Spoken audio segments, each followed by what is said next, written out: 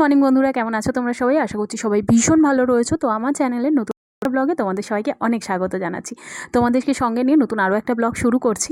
তো যারা এখনও চ্যানেলটা সাবস্ক্রাইব করনি, সাবস্ক্রাইব করে পাশে থেকো। আশা করছি আমার ব্লগগুলো তোমাদের ভীষণ ভালো লাগবে। তো সকাল সকাল ঘুম থেকে উঠে আজকে কিন্তু রান্নাবান্না একদম কমপ্লিট করে নিয়েছি, কারণ যত বেলা বাড়তে থাকে না তত এত গরম লাগতে শুরু করে। তো যার জন্য সকালবেলা উঠেই আগে সবার ফার্স্টে আমি রান্নাঘরের কাজটাকে সেরে নিই। তো রান্নাবান্না আমাদের শেষ, মিনিকেও সকালে খাওয়ানো শেষ। তো রান্নাবান্না যেহেতু শেষ হয়ে গেছে, ভাবলাম রান্নাঘরটাকে একদম পরিষ্কার করে নিয়ে তারপরে অন্য কাজে হাত দেবো। তো এখানে দেখো রান্নাঘরে গ্যাস ট্যাস খুব ভালো করে মুছে নিচ্ছি। আর এদিকে না রান্নাবান্না সব শেষ হয়ে যাওয়ার পরে আমি বেসিনটাকেও কিন্তু খুব ভালোভাবে মেজে নিই। এতে করে আমার কি সুবিধা হয়, একটা ওই ডিপ ক্লিনের ব্যাপারটা না আমার আসেই না, যেহেতু প্রতিদিন অল্প অল্প করে রান্নাঘরটাকে যেহেতু পরিষ্কার করে নিই, যে দিকটাই অগোছালো থাকে সেই দিকটাই পরিষ্কার করে নিই। তো যার জন্য না ওই মাসে একবার বা 2 মাসে একবারে রান্নাঘরে সমস্ত কিছু বের করে ওই ডিপ ক্লিনের ব্যাপারটা হয় না। তো সেই জন্য প্রতিদিনই এই অভ্যাসটাকে যদি আমরা রাখতে পারি, তাহলে কিন্তু আমাদের রান্নাঘরটা বেশ পরিষ্কারও থাকে, আর ওই ডিপ ক্লিনটাও করতে হয় না। আর আমাদের বাড়িতে জলে যা আয়রন, প্রতিদিন যদি না মাজা হয় বেসিন বা রান্নাঘরটাকে না মোছা হয় ভালোভাবে, তাহলে একটা যে বাজে লালচে লালচে দাগ হয়ে যায়। অলরেডি কিছু কিছু জায়গায় দাগ হয়ে গেছে, তবে প্রতিদিন আমি চেষ্টা করি মোছার, যাতে আর নতুন করে কোনো রকম কোনো আয়রনের দাগ না হয়ে যায়। আর আমি দেখেছি যেদিন সকাল সকাল আমি রান্নাবান্না করে নিই, সেই দিন না সারাদিন যেন আমার কাছে প্রচুর সময় থাকে। কিন্তু তবে যেদিন রান্না করতে আমার দেরি হয়ে যায়, সেই দিন না কোনোভাবে কাজ গুছিয়ে উঠতে পারি না, একদিকে করি তো আরেকদিকে অগোছালো হয়ে যায়।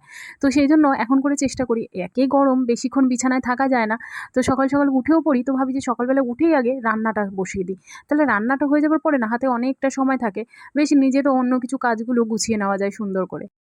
তো দেখো সুন্দর করে রান্নাঘরটা আমি পরিষ্কার করে গুছিয়ে নিয়েছি, চারিদিকে মুছে নিয়েছি। আমার কিন্তু এরকম পরিষ্কার রান্নাঘর দেখতে ভীষণ ভালো লাগে। তোমাদের কাদের ভালো লাগে অবশ্যই কিন্তু জানিও আমায়। আর এদিকে দেখো শিং মাছ কাটা অবশেষে আমি শিখেই গেলাম।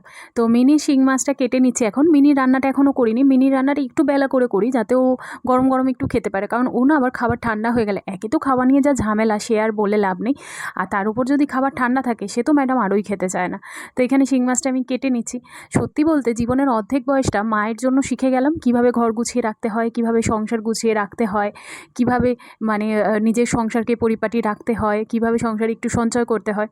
তো এই সবটা জীবনের অর্ধেক সময়টা মায়ের কাছ থেকে এগুলো শিখে নিলাম, আর অর্ধেকটা হয়তো মিনির জন্য সব কিছু শিখে যাব।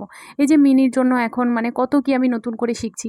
আগে জীবনে কখনো আমি মাছ কাটতাম না বাড়িতে, আর এ বাড়িতে আসার পরে মিনির বাবাই মাছ কাটে। তবে আজকে দেখো শিং মাছটা নিজে কিনা কাটছি, যে শিং মাছ আমি এত ভয় পাই, তো সেই শিং মাছ নিজে কাটছি। একটু নুন দিয়ে রেখেছিলাম, শিং মাছটা মরে গেছে, তারপরেই শিং মাছটাকে কেটে নিচ্ছি। যদিও শিং মাছ কাটা খুব একটা ঝামেলা নয়, কাটা দুটোকে কেটে নিয়ে মাথার সাইড থেকে একটুখানি ওই নোংরাটা বের করে দিলেই হয়ে যায়। আর আজকে একটা হেয়ার প্যাক বানিয়ে নেবো, তো ভাবলাম চলো তোমাদের সঙ্গে এটা শেয়ার করি। যদিও এই হেয়ার প্যাকটা আমার জন্য নয়, একটা কাস্টমারের জন্য।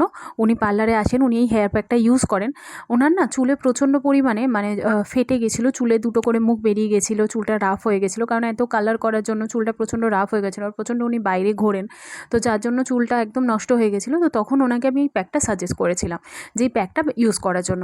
তো উনি পার্লারে এসে আমার কাছ থেকেই প্যাকটা লাগিয়ে ধুয়ে টুয়ে তারপরে বাড়িতে যান। তো উনি নিজে বাড়িতে করার সময় পান না, তো সেই জন্য আমি করে দিই। তো প্যাকটা হচ্ছে খুব ইজি, খুব সহজেই তোমরা বাড়িতে বানিয়ে নিতে পারবে। সেটা হচ্ছে মেথিটাকে আগের দিন রাত্রে ভিজিয়ে রাখতে হবে।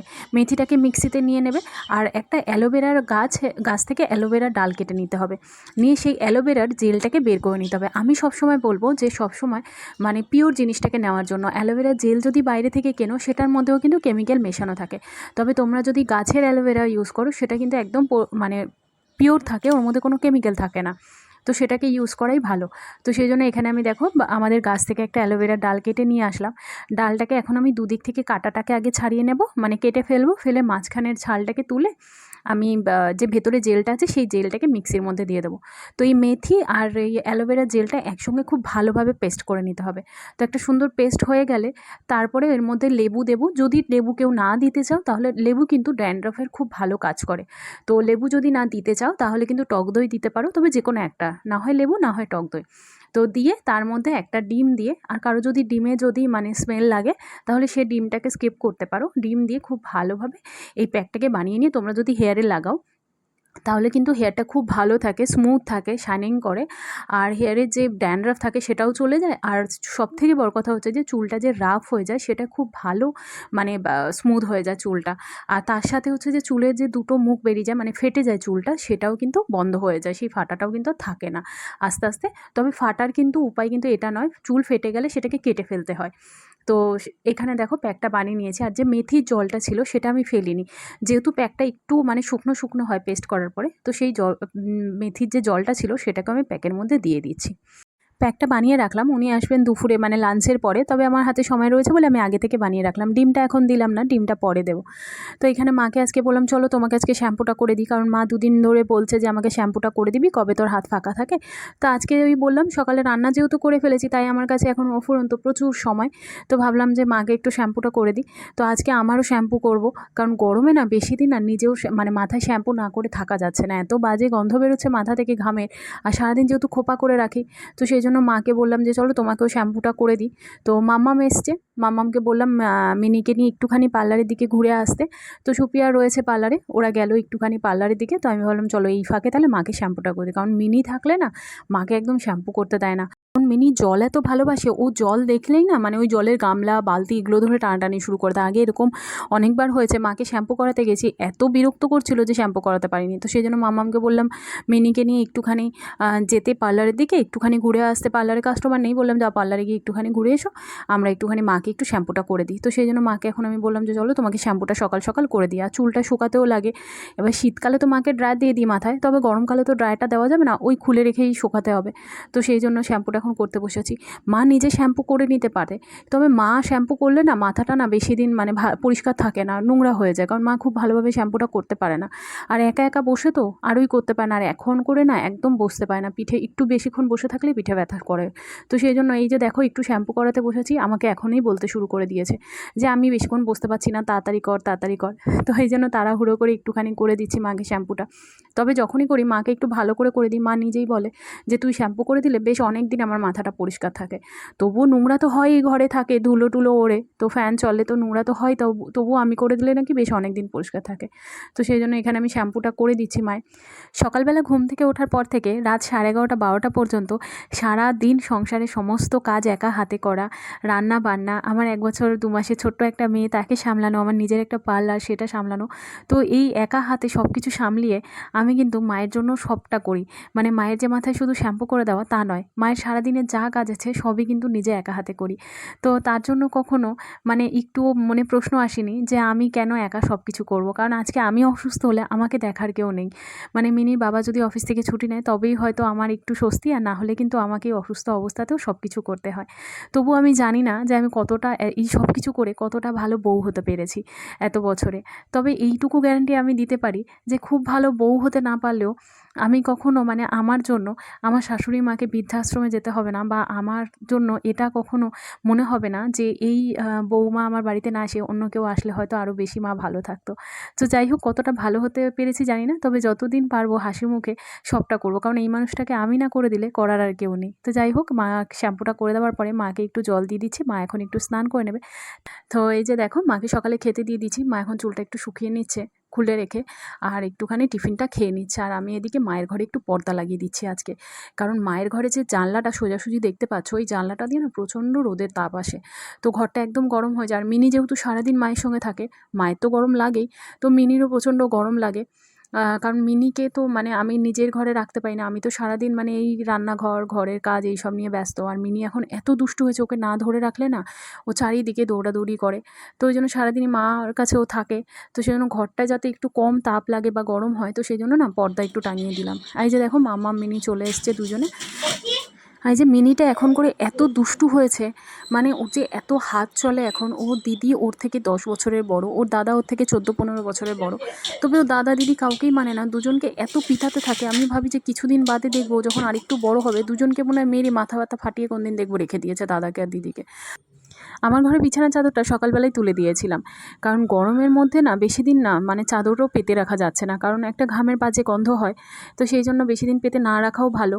তো সেই জন্য বিছানার চাদরটাকে চেঞ্জ করে নিয়েছি।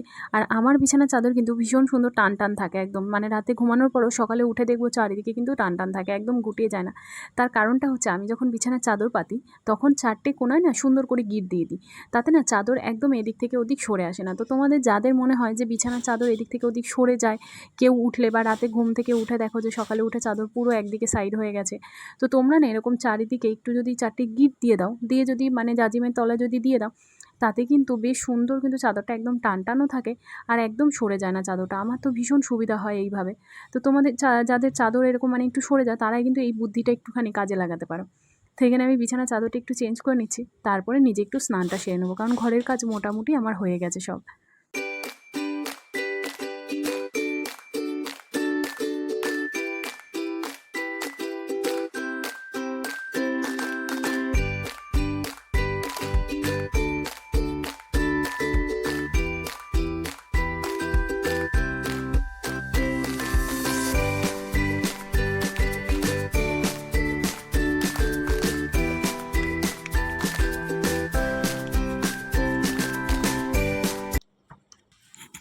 এই যে আমিও মাথায় একটুখানি শ্যাম্পু করে নিয়েছি। আর দেখো আমি যে সুতির মানে ওড়নাটা দিয়ে যে মাথাটা মুছছি, এটা কিন্তু আমার সুতির যে চুড়িদারগুলো বানানো হয়েছিল সেই চুড়িদারের ওড়না। তো চুড়িদারগুলো এখন আর না পরলেও ওড়নাগুলো না আমি রেখে দিয়েছি, মানে চুড়িদারগুলো হয়তো কাউকে দিয়ে দিয়েছি, তবে ওড়নাগুলো না দু একটা আমি রেখে দিয়েছি। মাথা মুছতে ভীষণ সুবিধা হয়, মানে আমার মনে হয় গামছা বা টাওয়ালেও মাথা এত ভালো মোছা যায় না ওড়না দিয়ে যতটা ভালো হয়, কারণ যেহেতু এগুলো একদম পিওর সুতির তো খুব ভালো হয়। তো আমি এই জন্য এরকম ওড়না রেখে দিয়েছি, যেগুলো দিয়ে আমি মাথায় একটু চুলটা পেঁচিয়ে রাখি, আর পরে এটা দিয়ে চুল টুল একটু ঝাড়ি বা মুছে নিই, আমার খুব সুবিধা হয়। এখন করে আমার মাথায় শ্যাম্পু করা আর ডুমুর গাছে ফুল দেখা একই ব্যাপার হয়ে গেছে। দিন ভাবি যে শ্যাম্পু করবো, সেদিন আর হয় না, হয়তো দেখা যায় যে একদিন পরে বা দুদিন পরে, কারণ মাঝে মাঝেই না মিনি খাবার নিয়ে প্রচণ্ড জ্বালায়। তো যেদিনকে একটু জ্বালায় ভাবি যে শ্যাম্পু করবো, সেদিন আর দেখা গেল শ্যাম্পু করাই হলো না, হয়তো পরের দিন হয়ে গেল। তো আজ তো আমার একদম মানে বললাম প্রচুর সময়, তো আজকে যেহেতু এই কাজগুলো সেই জন্য করে ফেলতে পারছি। আর এখানে দেখো একটু আঙুর নিয়েছি, মিনিকে এখন একটুখানি আঙুরের রস খাওয়াবো, কারণ ওর ভাত খাওয়া হয়ে গেছে। তো এই এখন ওকে আঙুরের রসটা খাইয়ে তারপরে আমি খেতে বসবো। আর বাচ্চাদের কিন্তু এই গরমকালে কিছু খাক আর না খাক, এই রসটা যদি খাওয়ানো যায়, মানে শুধু আঙুর না যে কোনো ফলের রস, তাহলে কিন্তু ওদের স্বাস্থ্যের জন্য খুব ভালো। আর মিনি তো খাবার নিয়ে প্রচণ্ড জ্বালায়, তো সেই জন্য প্রতিদিন চেষ্টা করি দুপুরবেলা খাওয়ার পরে একটু রস অন্তত ওকে খাওয়াবো। এই গরমে বাচ্চাদের শরীরের সাথে সাথে কিন্তু মনটাও যাতে ভালো থাকে সেই দিকে লক্ষ্য রাখা খুব দরকার। তো সেই জন্য প্রতিদিন পার্লারে বন্ধ করার পরে আমি মিনিকে নিয়ে রাত্রিবেলা করে একটুখানি বেরোই, মানে ওই 15-20 মিনিট ওকে একটু এদিক ওদিক ঘুরিয়ে নিয়ে আসি। তো আজকে ভাবলাম যে আর এদিক ওদিক ঘোরাবো না, পাশের পাড়ায় মানে সুপ্রিয়ারা যে পাড়াতে থাকে আমার পার্লারে যে মেয়েটি কাজ করে, তো ওদের বাড়ির সামনে যাত্রা হচ্ছে, তো ও বলেছিল দিদি যেও। তো সেই জন্য আমি মিনিকে নিয়ে ওখানে গেলাম। বহু বছর পর আমি যাত্রা দেখলাম, আগে গ্রামের বাড়িতে ঠাকুমা বাড়িতে যেতাম ছোটোবেলায়, তখন দেখতাম। তো এই বহু বছর পর দেখলাম। তো এখানে দেখো মিনি এসে এত আনন্দ করছে, আমার এত ভালো লাগছে ওকে দেখে, কারণ ও যে এই বিকেলবেলা একটু বেরিয়ে এতটা আনন্দ করতে পারছে এটাই ভালো লাগে, কারণ চার দেওয়ালের মাঝখানে সারাদিন ওরও যেন দম বন্ধ হয়ে আসে। তো সেই জন্য ওকে নিয়ে একটু বেরিয়েছি, বাচ্চাগুলোকে দেখে ও স্টেজের মাঝখানে দৌড়িয়ে চলে যাচ্ছে, ওকে ধরাই যাচ্ছে না। তো যাই হোক, আজকের মতো ব্লগটা এখানে শেষ করছি। যদি ভালো লাগে একটা লাইক করো, কমেন্ট করে জানিও কেমন লাগলো। আর হ্যাঁ, যারা চ্যানেলটা সাবস্ক্রাইব করনি সাবস্ক্রাইব করে পাশে থেকো। দেখা হচ্ছে তোমাদের সঙ্গে নতুন আরও একটা ব্লগে। সবাই ভালো থেকো, সুস্থ থেকো, বাই বাই।